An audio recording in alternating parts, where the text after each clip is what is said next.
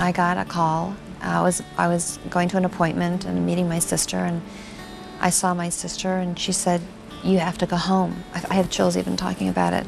Instantly, I knew something was wrong. There's a collection of letters sitting in a private archive that nobody wanted you to know about. Letters written by Elvis Presley between 1972 and 1977, addressed to the few people he trusted completely. His spiritual advisor, Larry Geller, his personal physician, Dr. Nick, and most importantly, his father, Vernon. These weren't love letters or casual correspondence. They were something far more disturbing. They were documentation. Meticulous, heartbreaking documentation of lies that Elvis had caught Priscilla Presley telling, patterns of deception he was tracking in real time, and his growing, devastating realization that the woman he'd married might have been playing a calculated role from the very beginning. For decades, Priscilla has controlled the narrative about their relationship. She's painted herself as the young bride who tried to make it work with a difficult, troubled man. She's positioned herself as the one who left reluctantly, who moved on with dignity, who spent the rest of her life honoring his memory. And she's painted Elvis as naive, as someone who didn't understand what was happening around him, as a man too consumed by fame and addiction to see reality clearly. But these letters tell a completely different story. They reveal an Elvis who was watching, documenting, and understanding far more than anyone gave him credit for. The earliest letter in the collection is dated August 1972, written to Larry Geller during a period when Elvis and Priscilla were still married but clearly fracturing. In it, Elvis describes catching Priscilla in a lie about where she'd been the previous afternoon. She told him she was taking Lisa Marie to a doctor's appointment, but Elvis had called the doctor's office and learned no appointment had been scheduled. When he confronted her, she changed her story, claimed she'd gotten confused about the date, then became defensive and accused him of not trusting her. Elvis wrote to Larry that it was the defensiveness that bothered him most, the way she turned his legitimate question into an attack on her character, the way she made him feel guilty for noticing that her story didn't add up. What makes these letters so powerful is that they're not the ravings of a paranoid man. They're calm, detailed observations from someone who's starting to recognize a pattern. Elvis documented specific instances where Priscilla's stories contradicted themselves. Times when she said she was with one friend, but someone else mentioned seeing her somewhere completely different. Expenses she claimed were for household needs that never seemed to result in anything being purchased. Conversations where she talked about future plans that didn't include him, then acted surprised when he pointed out the exclusion. In a letter to Vernon from early 1973, just before the divorce was finalized, Elvis wrote something that's almost painful to read now. He described feeling like he wasn't a husband anymore, wasn't even really a person to Priscilla. He said he felt like a bank account with a pulse, like someone whose only value was in what he could provide financially. He wrote about realizing that Priscilla calculated every interaction with an eye toward her future security, that she'd stopped pretending to care about him as a person and was now just managing him as an asset. The lies weren't just about infidelity, though that was part of it. Elvis documented lies about money, about what things cost and where money was going. He caught her in lies about conversations she claimed to have had with Lisa Marie's teachers, conversations that never actually happened. He noticed that she lied reflexively, even about small things that didn't matter, as if truth and fiction were equally useful tools to be deployed depending on which served her better in the moment. What's most heartbreaking is watching Elvis's realization unfold across these letters. In the early ones, he's confused, trying to give her the benefit of the doubt, wondering if he's being too suspicious. By the mid-70s, he's resigned, accepting that this is who she is and always has been. And in the final letters, there's something close to clarity. He's no longer hurt by the lies because he's stopped expecting truth. He's just documenting them, preserving evidence, preparing for something he seems to know is coming. But it's the letter dated February 1977 that changes everything. Written just 6 months before his death, addressed to his father Vernon, it's the most explicit warning Elvis ever put in writing. He tells Vernon that when he's gone, Priscilla will try to take control of everything. He describes exactly what she'll do, how she'll position herself as the grieving widow, how she'll use Lisa Marie as justification for inserting herself into estate decisions, how she'll slowly but systematically build an empire on his name while pushing his actual daughter aside. Elvis was specific. He told Vernon not to let Priscilla make decisions about Graceland, about his catalog, about his image. He said she'd already shown him who she was, that her actions during their marriage and divorce had revealed someone who saw him as a commodity to be managed and monetized. He begged Vernon to protect Lisa Marie's inheritance from Priscilla's control. And then Elvis wrote something that still echoes decades later. He said that Priscilla had been lying to him from the beginning, that he'd finally accepted he never really knew who she was, and that giving her power over his legacy after his death would be the ultimate betrayal of everything he'd worked for. Vernon received that letter in March of 1977. 5 months later, Elvis was dead. And everything Elvis predicted in that letter came true. The private investigator reports started arriving in late 1971.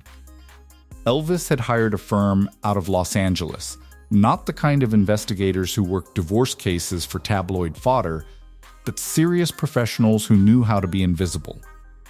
He didn't tell anyone he was doing it. Not his father, not his closest friends, not even Larry Geller. He just needed to know if what he suspected about Priscilla was real or if his own paranoia was creating monsters that didn't exist. What came back in those manila envelopes over the next 18 months destroyed any hope he had that he was wrong. The affair with Mike Stone was real, but it was almost the least interesting thing the investigators documented. What they brought back was evidence of a secret life that Priscilla had been constructing while still playing the role of devoted wife at Graceland. Multiple relationships, some romantic and some purely transactional, business meetings that she'd never mentioned to Elvis, conversations with lawyers and financial advisors about scenarios that hadn't happened yet. The investigators recorded her talking about life after Elvis, not in the wistful way someone talks about divorce, but in the calculated way someone discusses a business transition they're actively planning. More than 90% of the people watching this video right now still aren't subscribed, and that means most people are missing out on exclusive, untold stories about Elvis Presley you won't find anywhere else. If you don't want to miss the next revelation, now's the time. Subscribe, hit the bell, and share this video with one friend. Now, let's continue. One report from March of 1972 detailed a lunch meeting Priscilla had with an entertainment lawyer in Beverly Hills. The investigator had managed to position himself close enough to hear portions of the conversation. Priscilla was asking questions about community property law in California, about how assets would be divided in a divorce, about what she'd be entitled to based on the years she'd been married. This was months before she moved out, months before she officially met Mike Stone at her karate class. She was already building her exit strategy, already calculating what she could extract, already preparing for a future that didn't include being Mrs. Elvis Presley. But it was the conversations about Elvis's name and image that truly shocked him when he read the reports. The investigators documented Priscilla having discussions with business associates about licensing opportunities, about merchandising potential, about what could be done with the Elvis brand. She was talking about these things in 1972, while Elvis was still very much alive and completely unaware that his wife was discussing his commercial value like he was already a legacy to be managed rather than a living person she was married to. Elvis kept every single report. He filed them carefully, adding his own notes in the margins. Next to one passage where Priscilla was recorded telling a friend that she was just biding her time until the right moment, Elvis wrote one word in blue ink: calculating, Next to another section where she discussed what Elvis's death would mean for the value of his estate, he wrote a question mark followed by the words, "Already planning?" The reports paint a picture of a woman who wasn't just falling out of love or seeking fulfillment elsewhere. They show someone actively constructing an alternative future while maintaining the facade of the present. The lies about Lisa Marie cut the deepest. Priscilla's public narrative has always been that she fought for custody because she wanted stability for their daughter, because she believed Elvis's lifestyle was too chaotic for a child. But Elvis's documentation tells a different story entirely. He kept records of every conversation where Priscilla used Lisa Marie as leverage, every threat to limit his access unless he agreed to more favorable financial terms, every instance where their daughter became a bargaining chip in negotiations that had nothing to do with her well-being. In one particularly damning phone conversation that Elvis recorded in mid-1973, Priscilla explicitly told him that his visitation schedule with Lisa Marie would depend on how reasonable he was being about the settlement. She said it casually, almost as if she didn't realize she was admitting to using their 5-year-old daughter as a tool for financial extraction. Elvis played that tape for his bodyguard Red West, and Red later recalled that Elvis sat in silence for a long time after it ended, just staring at the recorder like he couldn't quite believe what he'd heard. Red remembered Elvis saying something that night that would haunt him for years afterward. Elvis told him that sometimes he felt like Priscilla was just waiting for him to die so she could finally do what she'd been planning all along. Red had laughed it off at the time, told Elvis he was being paranoid, suggested the pills were making him see conspiracies that weren't there. But Elvis wasn't laughing. He pulled out one of the investigator reports and showed Red the documented evidence of Priscilla's meetings, her conversations, her calculations. He told Red that she'd been spending his money in her head for years, that she'd been building a post-Elvis empire while he was still alive to see it happening. What made it unbearable for Elvis wasn't just the betrayal. It was the realization that he'd never really known her. The investigators had documented a version of Priscilla that was completely different from the woman she presented at Graceland. When she was with Elvis, she played the role of wounded wife, of someone trying to hold together a difficult marriage. But when she thought no one was watching, when she was with her lawyers and advisors and business contacts, she was someone else entirely. Someone calculating and strategic and utterly focused on securing her financial future, regardless of what it cost the man she'd promised to love and honor. Elvis kept gathering evidence right up until his death. He documented every lie, every contradiction, every moment when Priscilla's mask slipped. He was building a case, though he wasn't entirely sure what he'd do with it. Maybe he thought he'd use it to protect Lisa Marie someday. Maybe he just needed proof that he wasn't crazy for seeing what everyone else seemed to miss. Or maybe he knew that after he was gone, someone would need this evidence to understand what had really happened. By 1975, Elvis had started asking questions that made his business managers visibly uncomfortable. Questions about where his money was actually going, about why he seemed to be making more than ever, but had less liquidity than he'd had a decade earlier. Questions about who was approving certain expenses and why he was finding out about financial decisions after they'd already been made.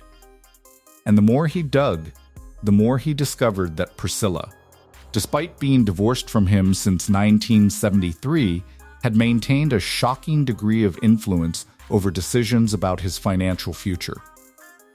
The estate planning documents he found in his lawyer's office were dated 1974, a full year after their divorce was finalized. Elvis hadn't authorized them. He hadn't even been consulted about them. Yet there they were, legal documents discussing inheritance scenarios, outlining what would happen to his wealth if he died, detailing how his assets would be distributed. And Priscilla's name appeared throughout them, not as an ex-wife receiving limited support, but as someone positioned to have significant control over the estate's administration. When Elvis confronted his attorney about these documents, the lawyer admitted that Priscilla had been scheduling meetings to discuss these scenarios. She'd presented herself as someone acting in Lisa Marie's best interests, as a concerned mother ensuring her daughter's inheritance would be properly managed. But Elvis saw through it immediately. Lisa Marie was 6 years old. She didn't need estate planning discussions. This was Priscilla positioning herself for control, using their daughter as justification for inserting herself into financial decisions that should have had nothing to do with her. What Elvis discovered next was even more disturbing. Going through old expense reports and financial records, he found discrepancies that his accountants had either missed or chosen to ignore. Invoices for Lisa Marie's care that seemed inflated beyond any reasonable amount, a piano teacher charging $500 an hour, private tutoring that supposedly cost more per month than most people's annual salary, medical expenses for routine checkups that looked more like surgical procedures. When Elvis started calling these providers directly, some of them had no record of charging anything close to those amounts. The money was being paid out based on Priscilla's submitted expenses, but it wasn't all going where it was supposed to go. His personal attorney later estimated that over the course of just 2 years, somewhere between $70,000 and $90,000 had been siphoned off through these inflated expense claims. In 1970s money, that was substantial. And when Elvis tried to address it, Priscilla became defensive and accusatory, claiming he was trying to shortchange his own daughter, turning his legitimate questions about financial irregularities into attacks on his character as a father. But it was what Elvis found in a storage box at Graceland that truly shattered whatever remained of his illusions about their relationship. Letters between Priscilla and her parents from the early 1960s, from the time when she was still living in Germany and he was finishing his military service. Letters that discussed him not as a romantic interest or a love match, but as an opportunity. Her father wrote about the importance of securing their family's financial future. Her mother offered advice about maintaining his interest, about positioning herself correctly, about making sure that if this relationship was going to continue, it needed to result in marriage and legal ties that would provide security. Reading those letters was like watching the foundation of his entire marriage crack apart. Elvis had believed their love story was genuine, that despite the age difference and the unusual circumstances, they'd found something real. But these letters suggested something far more calculated had been happening from the very beginning. Priscilla hadn't fallen for him. She'd been guided into a strategic position by parents who saw what he represented financially and wanted to secure a piece of it for their daughter. In response to these discoveries, Elvis began the painful process of trying to protect what was left of his legacy. He changed his will in late 1975, then again in early 76, then twice more in 77. Each version attempted to limit Priscilla's control while ensuring Lisa Marie would inherit everything.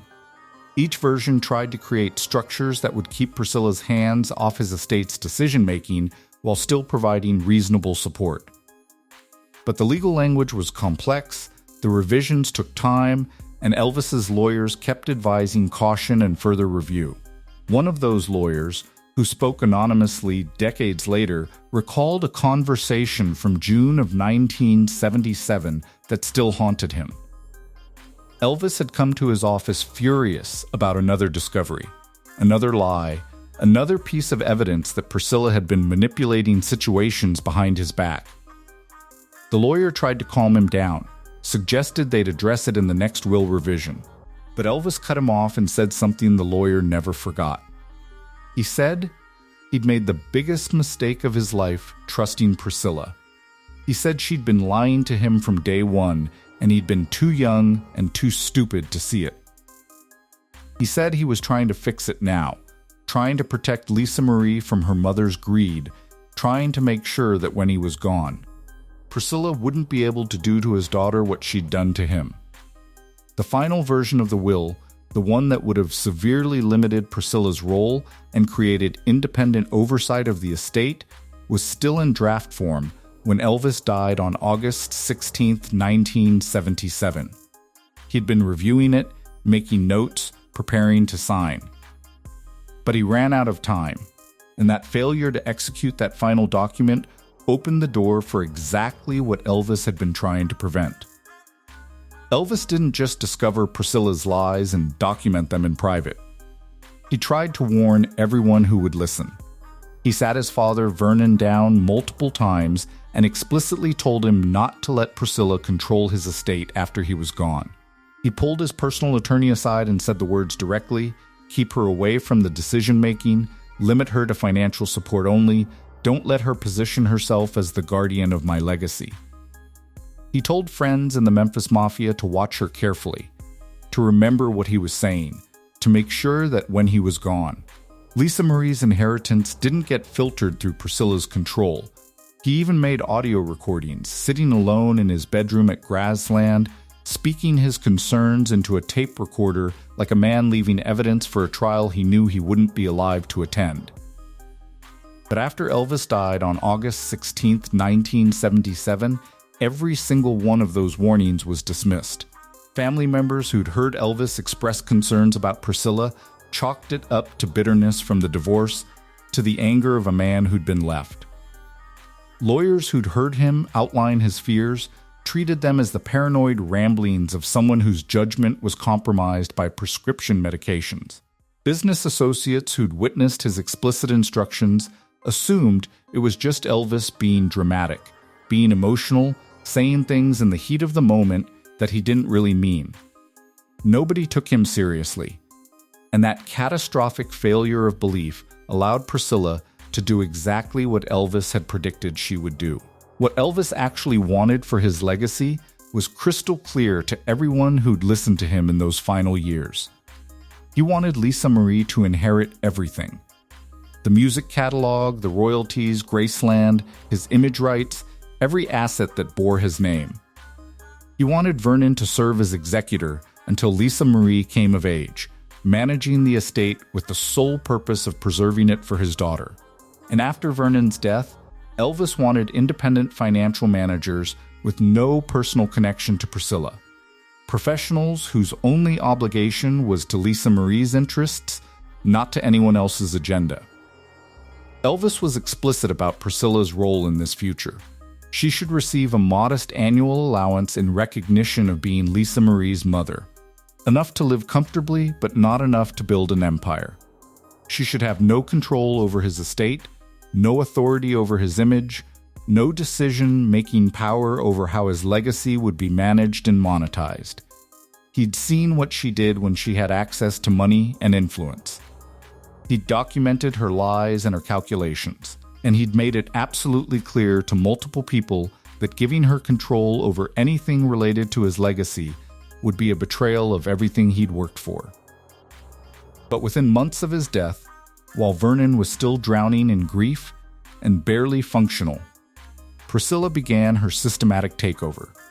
She positioned herself as the grieving widow, the woman who'd loved Elvis despite their divorce, the mother who needed to protect their daughter's inheritance.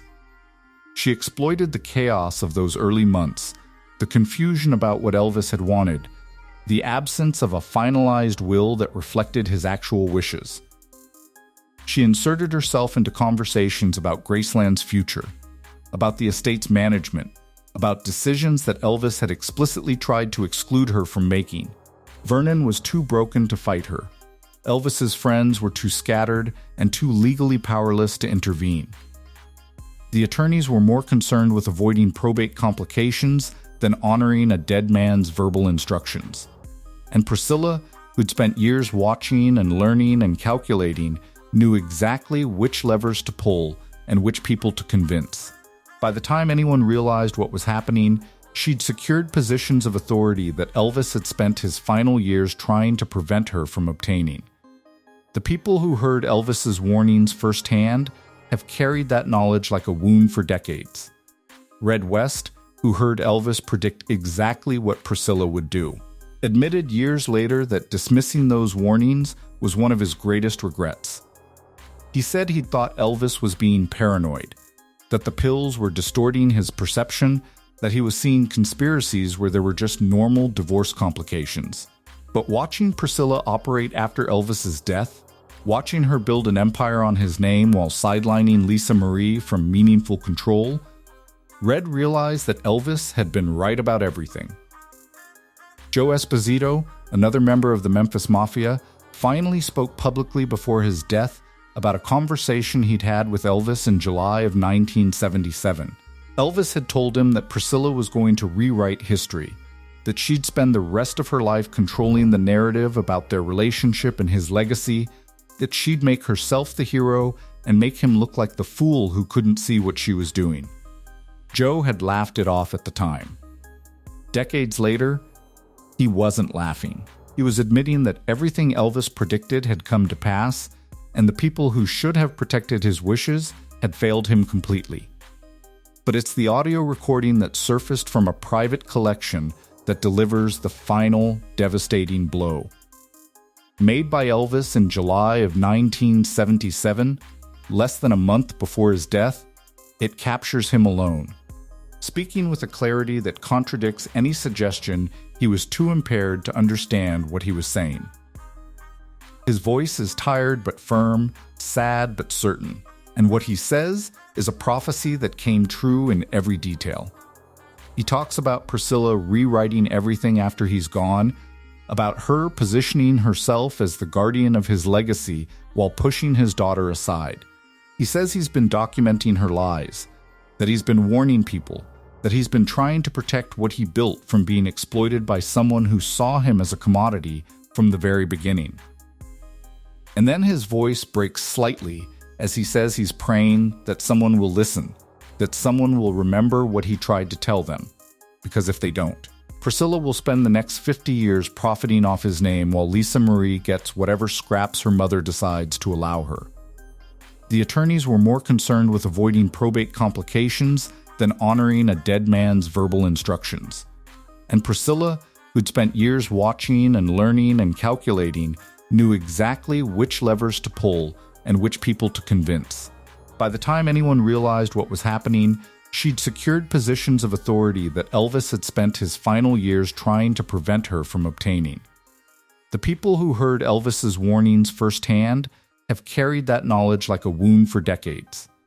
Red West, who heard Elvis predict exactly what Priscilla would do, admitted years later that dismissing those warnings was one of his greatest regrets.